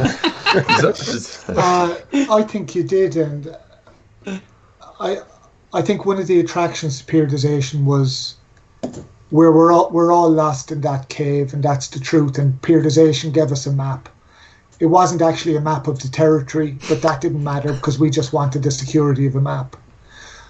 I guess for me as a ex-athlete and coach, and I'd rather just know the reality and then go, you know what? Okay, reality is complex. I don't know how to handle it. What I'm going to do isn't going to be perfect, but I put my best step forward. I adjust, boom, boom, boom, I learn. And I guess that's all we can do as coaches. And I think it always comes back to, okay, so what does that mean in the gym, on the ground? What does that mean? And I kind of think it's down to more common sense than science in a way. It's so I need to move this athlete forward. It's really complex. I also need to make sure they keep their head in the game and they are not confused or lacking confidence or insecure or full of doubt. So I think for example, if we take an athlete that's young, relatively inexperienced from a training age perspective, maybe we tell them, here's your program. If you are feeling this bad, let me know. There are some sessions we're not going to change. It doesn't matter how you feel, because one of the things we do with a training program is we build your resilience. And sometimes, and it might be that you feel bad on the day of a meet. If we've never trained that, what's it going to mean? So it's not like we react to everything. It's like we have latitude to react, and we react when it's sensible. But you have got to learn how to dig deep at the same time. So we need to acknowledge that. And I think I keep trying to figure out, is there basic rules here that we can provide to help people? And there's very few. It's just all paradoxes. And I guess the key paradox that I keep coming back to is change from habituated training is the most likely to stimulate more adaptation. And this is back to your point, Mike. But times of change are also the times of greatest risk. Like most injury I mean, I'm not sure about powerlifting now, but in most other sports, including weightlifting, most injuries occur around phase changes. Just change been implemented too soon. So there's kind of a paradox there. And again, science doesn't have any way for us to navigate that. It's just, again, we're back to awareness. I think that healthy insecurity, I don't know the answer. I'm not God of training, but I know I'm going to pay attention, and I know I'm going to introduce this change subtly and cleverly, and take information from the athlete and act on that information. Yeah, so that's my basic. Maybe that's my next paper. It's just going to be one sentence. Just be careful around change. Change, but be careful. Change is scary. Yeah, right. Short communication, JSCR. That's about the right word length. So yeah, there you go. Oh man, Zourdos, I saw you writing some stuff down. Yeah, I wrote a lot down, and then these guys keep coming up with more good points, and then I write other things down, and now my paper is all jumbled up, and I'm trying to remember where everything is. You know, I think some of this parallels off of what these guys said, and then I was coming up with other things. I wanted to add one more thing to Eric and Omar's question from earlier, which is kind of where is the future in this go, and some research, but. You know, kind of Mike triggered this when he was talking about emerging strategies, and then John made me think more about it. So, you know, when you have that individualized sort of training here, beyond just the traditional autoregulation, as Mike was talking about with emerging strategies, and what does this lifter respond to, and how can we see that? A few points on that. One, I think that's really good, and we get lost in this, especially when we talk about, you know, Eric and the people that you and I are talking to a lot of the time. We're talking about, you know, scientific results and so forth. You know, we're talking about this paper showed this relationship with volume or this intensity or this or whatever. And intuitively, you kind of figure that out anyways. But what's the goal? The goal is progress. The goal is results. And Mike used the word results a few times. The goal isn't training volume for the sake of it. The goal isn't training intensity for the sake of it, or to, you know, have this, this frequency for the sake of having it. That's dumb. I mean, that's really not a bright way to look at things is, oh, I have to do this. Are you making progress on this? Yes, you're making progress. Keep doing that. Somebody might say, well, you might make better progress if you added this in. You might, but don't do it until you really stop making progress, because there's also no guarantee. So I always think we have to keep that goal in mind, of that goal being progress, especially in kind of the powerlifter world or community. Certainly, and for everybody listening, what John has dealt with, and I don't know all of John's coaching background, but I'm gathering that he's worked with a lot of team sports and other types of athletes. That's way more difficult than what we're talking about mostly in the context of powerlifters. I was in that realm for a very short time, not nearly as long as John has certainly been. So that's way more difficult, and you have a lot more at play than just, hey, okay, squatting doesn't work today. Let's try front squatting, right? That's still kind of the same thing. It's not like, it's not like John working with real athletes, playing real sports. But what this triggered for what's that? You confused me with the word real. Well, powerlifting. Compared to the rest of Yeah, us. but that's real, right? It depends. Like it's mostly just people who aren't good at real sports who, except for the people who are actually good at powerlifting, they always come from a real sport background. Exactly. Powerlifters just like to torture themselves. It's really how much pain can you take before you give up. Inevitably, the end of your career is you just being a broken pile of bones. So. Right. Yeah. I mean, I don't know. I would also add to that, Omar. Can you really have a career in powerlifting? Is that a thing? Well, there's professional powerlifters. Right. Yeah. John, I'll add that to my email signature. John, you should know. Yeah, the highest paid powerlifter probably earns $1,000 a year. So it's also a very financially lucrative sport. Yes. Yep. Yeah. Well, also sport is used loosely, but on that, when Mike was talking about individualizing programming, so I always like to say that physiology is largely similar, but there are things that are different. Like, so rate of adaptation in training is wildly different. Wildly different. There's a paper from 2005 that shows a 0 to 250% individual rate of adaptation in a training study. Now, these aren't trained lifters. These are just healthy adults looking at knee extension data in men and women that are middle-aged that have never lifted weights before. So some people didn't respond at all, and some people that had a really, really low max responded 250% in 12 weeks. So that's much wider than it would be among our population. But the point being that rate of adaptation is wildly different. And John used the word non-moderate, high responders before and things like that. And there's reasons for this.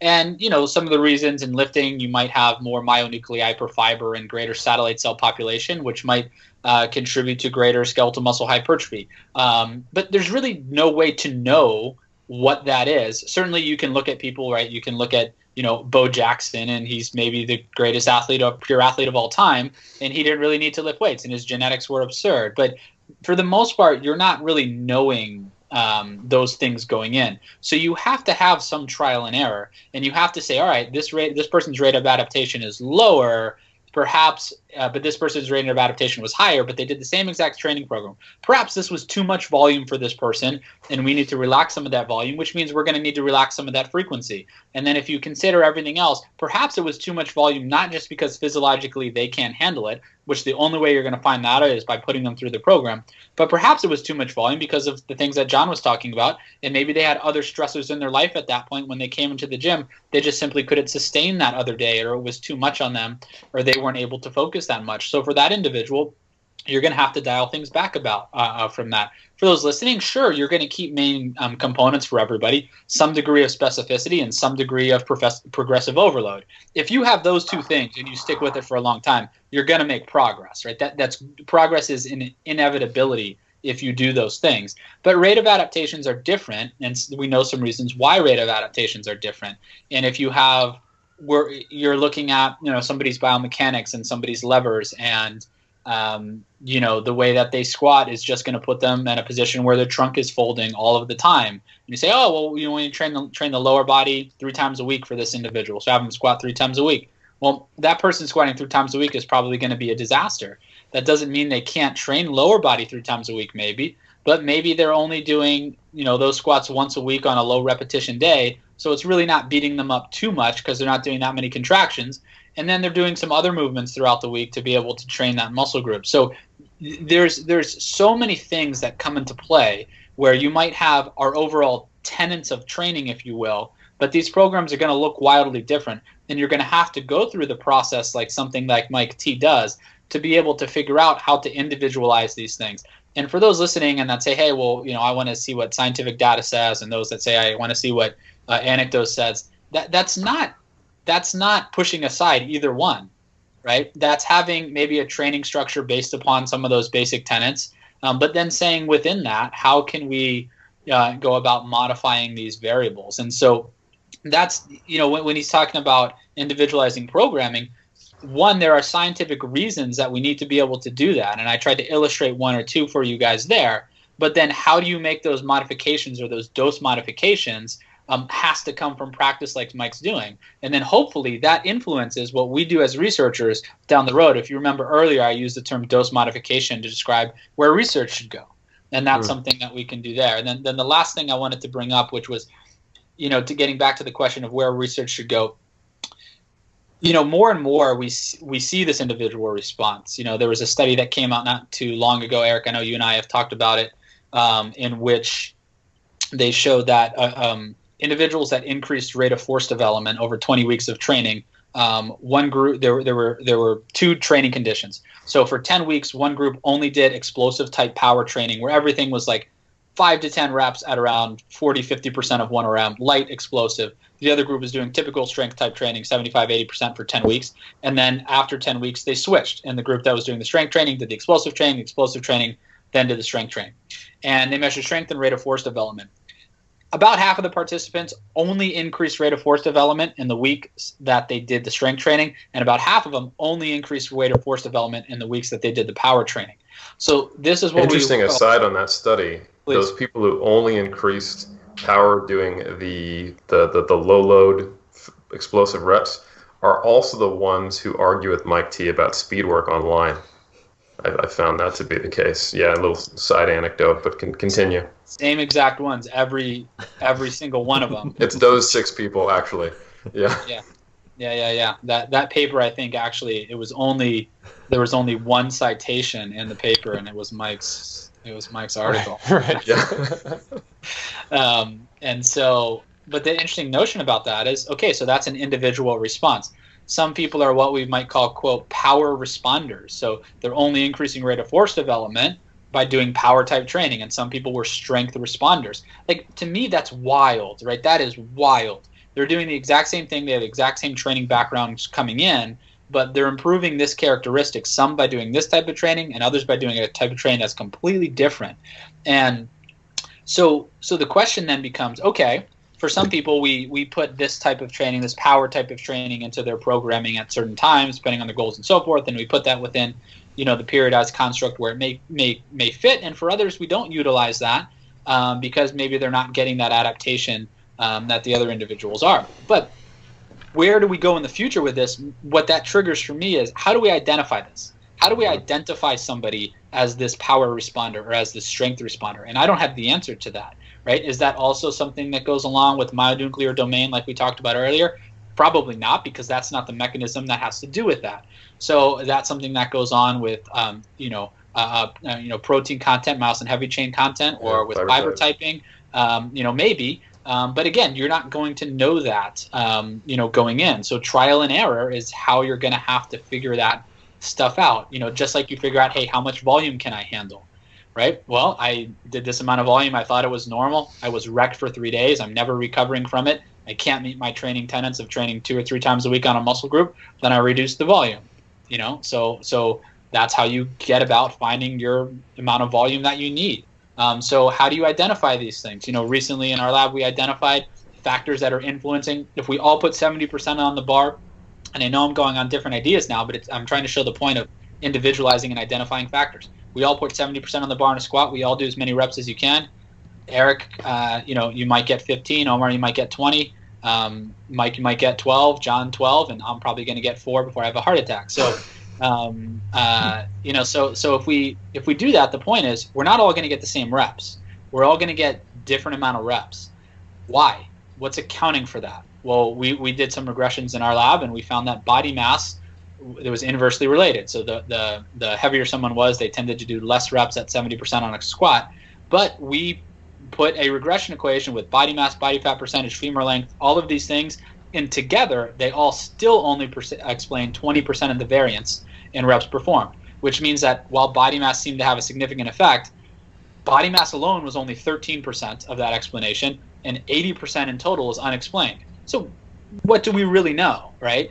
Then there's other anxiety issues on the day that can affect that, of course, and probably other physical characteristics. And then there's fiber typing that we can't explain because that's an invasive measure and so forth. So the point is, another place to go in the future is what are some identifying characteristics so you can know this person's a power responder. I'm not going to waste this time. Do you like that, Eric?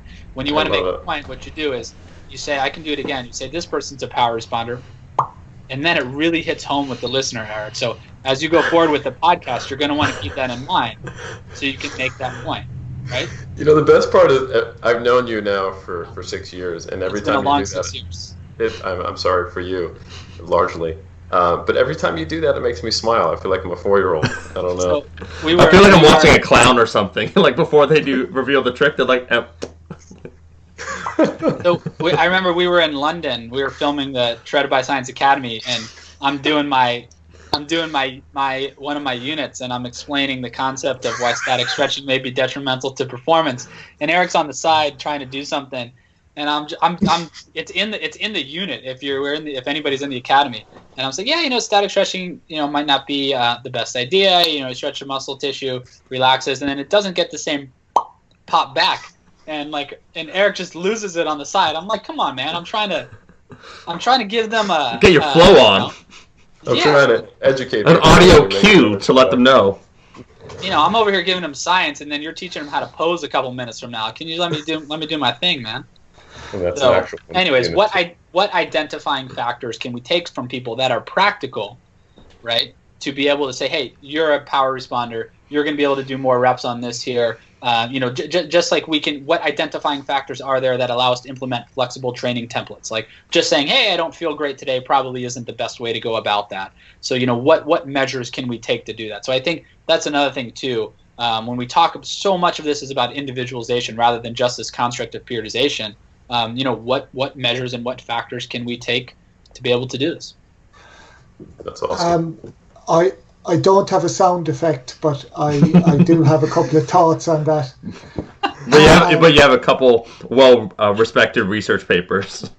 I'm not a clown like Zourdos over there, but if you guys want to get back to the science.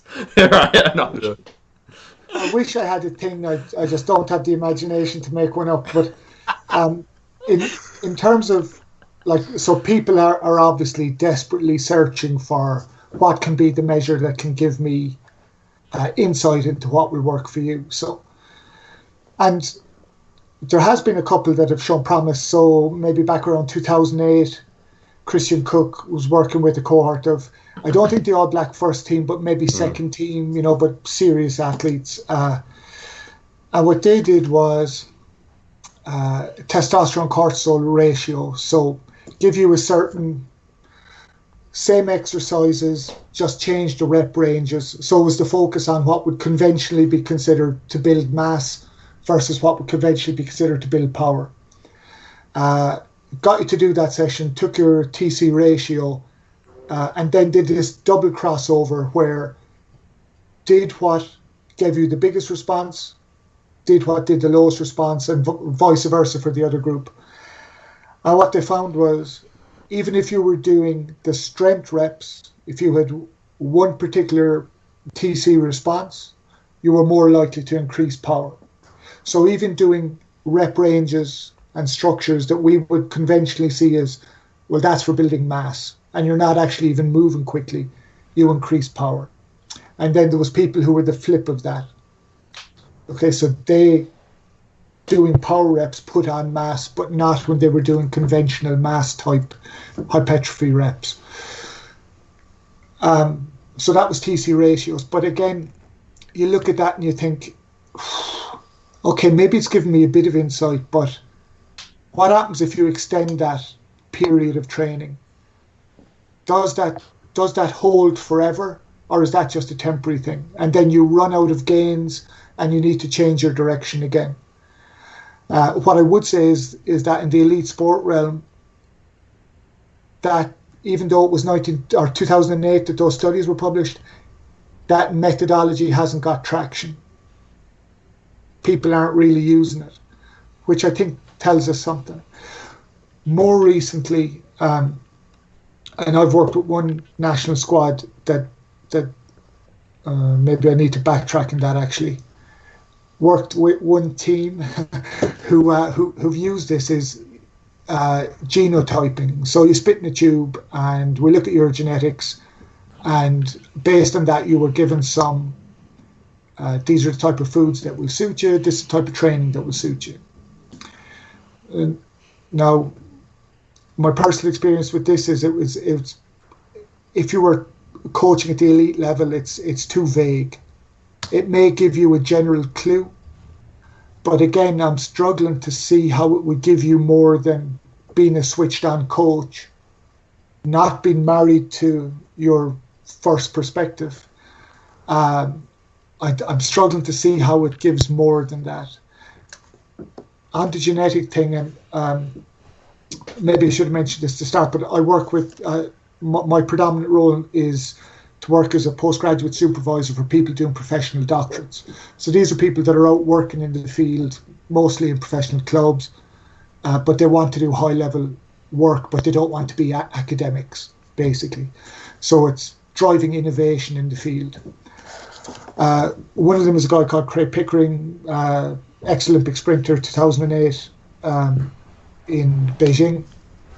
So Craig is really interested in genetics, and we've knocked out a few papers in the past couple of years, and it influences everything. You know, how quickly you clear out caffeine, how high you respond, the same to training. But again, if you're asking me, is it an indicator that you can use to judge a training program at any type of an elite level? And I'm saying, no, it's just not precise enough. If you have 100 housewives or housemen, then yeah, it might give you a starting point, but that's about it. And there's so many complexly overlapping systems in the brain and in the body that contribute to what causes individual adaptations to be so individualized. I'm finding it hard to see any particular metrics that will really give you an insight for a serious trainer, other than a good coaching head, a good pair of eyes, and an open mind. I think, there's to kind of bring all these points together that you guys have brought up and from different realms of expertise, which I think is really useful. I think there's a couple take-homes, and of course, if you guys feel like I've missed a take-home, add on afterwards. But John, I think the big lesson here is that we need to know that there is a background, like I said, a background radiation of things going on that is not in your Excel spreadsheet or on your nutrition plan. And instead of putting blinders on, you need to have awareness for that. And then Mike T, you did a really good job of talking about, what you might do in the face of that awareness, which is pay attention and have a systematic approach to assessing whether or not at the microcycle and individual variable level with RPE and the connection between mesocycles even, how does that go together? And is there something repeatable? And I think on that same note, Dr. Z, you pointed out how if something isn't broke, don't fix it. When you don't know, it's a gamble because of all this information we can't know at this stage, at least. That if something is working, pay attention, see what's going on, know why it might be working for you, and stick with it until it no longer does, rather than thinking, hey, science is here to tell me what the new shiny object is for me to jump to it. That's really not its role. It's conceptual, and I think that's a very valuable thing. And then it sounds like there is some hope that maybe not currently, but in the future, we might have some research that could at least reduce the lag time towards figuring out what an individualized plan might look like for you, which I think is exciting. I think we're in an exciting time, a brave new world, if you will. So, anything else you guys want to add before we wrap this up? Just go ahead. I was just going to say very quickly, thanks to Eric and Omar, but just as we talked about at the outset, Eric, you said there that we were all had some points coming from different backgrounds, and that to me that's the coolest part of this, and why I've really enjoyed this last hour and a half or whatever it is that we've been here, because we've been able to come to our conclusions from different places. So as we said at the outset, there needs to be more crosstalk among these worlds and learn from each other. So I hope that everybody watching and listening can see that. That's what we've tried to do here. and we can all learn from each other. Not just because we have different opinions on some things, and it's good to have different opinions, but because you're coming to them from a different place. I'm coming to it because of my background and my reasoning, and John from his, and Mike from his, and then we can really coincide from there. So for those that are watching and listening, don't be afraid to not just disagree with somebody, but to understand why they came to the opinion that they did and what formed it. And I think that's different with all three of us here, which is really good. Yeah, well, I echo that, and I have really enjoyed the conversation. I guess the one thought I'd have to add is we're inclined to, obviously we're living in a technological age where the rate of progress in technology is improving so much, and the rate of our access to information, and it's all at our fingertips. But I think kind of coaching wisdom is a different thing. So as an example, 1960, Herb Elliott won Olympic gold medal 800 meters. His coach was an Aussie guy called Percy Cerruti. And at the time, certainly in middle distance running, the prevailing paradigm was stopwatch, coach with a pen and paper and stopwatch, and it was, this is what we do, But Percy Cerruti was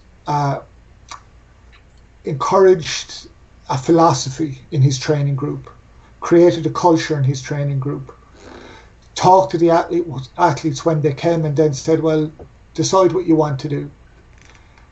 Did a lot of things like, he pioneered strength training in endurance running, for example. He did a lot of cross-training type activities, but he also took time to educate his athletes in why they were doing what they were doing. And was phenomenally successful. So I kind of keep coming back to coaches in the past like him, and just reminding myself that I think we're inclined to devalue some of the wisdom from the past because we have so many shiny new toys. But I think that's a mistake, and that we lose a lot if we don't value the importance of relationships with the athlete, communications with the athlete, that bi-directional trust, faith, we're on a shared mission, we're creating a training culture here in our group, we're creating a training environment that fosters your ambitions and nurtures your hopes, and for the athlete to feel that might be way more important than what we actually put down on the spreadsheet. Anyway, that was just a thought that cropped up. But that's a really important point. I'm glad you said it. In addition to all this kind of theoretical understanding of what really goes into performance, discussing the fact that, hey, we are social beings, and we operate on this planet and in relation to others, and that a coach is not just someone even making a better spreadsheet that acknowledges that background radiation, but it's also someone who fosters a relationship with you. More importantly, I think, is a really key point. So I'm glad you added that on. Mike T, I think you're going to add something, yeah?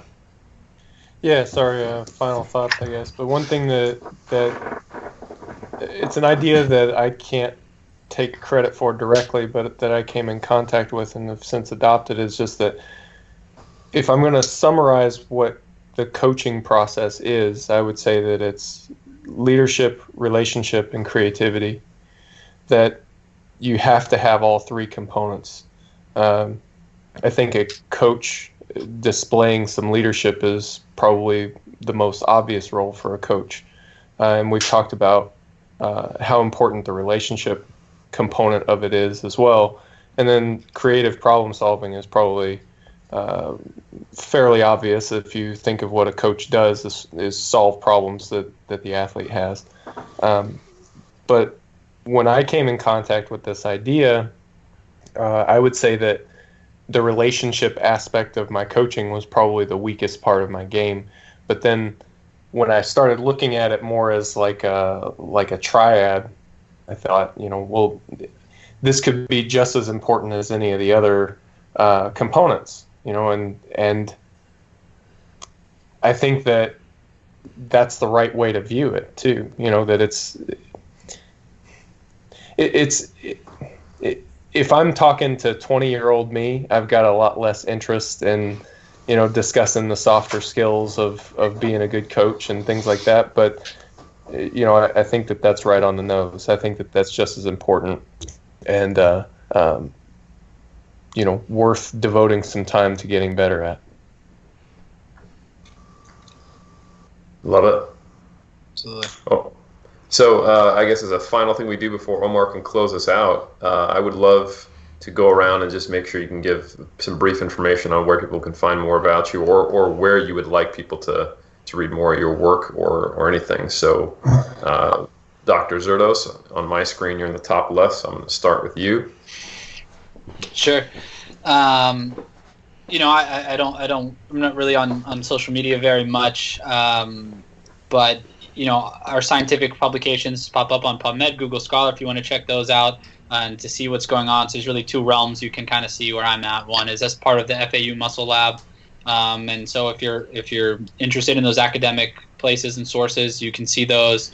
The original papers, if you know what ResearchGate is, we do put some stuff up there, and you can check those out. Otherwise, along with Eric, Eric and I make up 2/3 of something called Monthly Applications in Strength Sport, or MASS, with Greg Nuckols being the far more intelligent. That's not a joke, he is.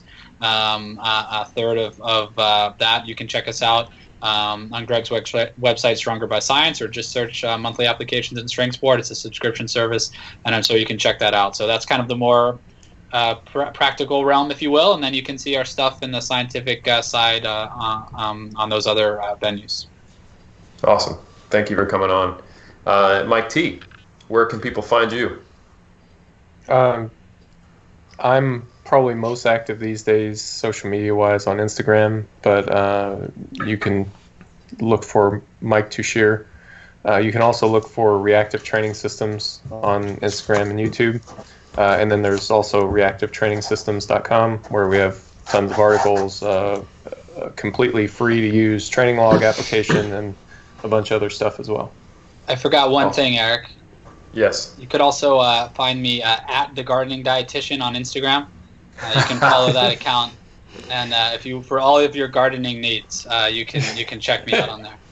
So now your gardening dietitian wife will not kill you now for not mentioning her Instagram. Good husband right there. Correct. Smart man. And then lastly, John.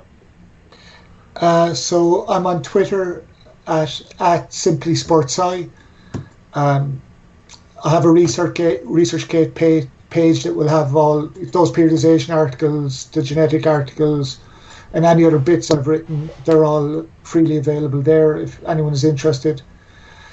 So that's pretty much me. There was one thing I would say. I didn't realize you had an association with Greg Nuckols. Really like the periodization review he did on Stronger by Science. Really good.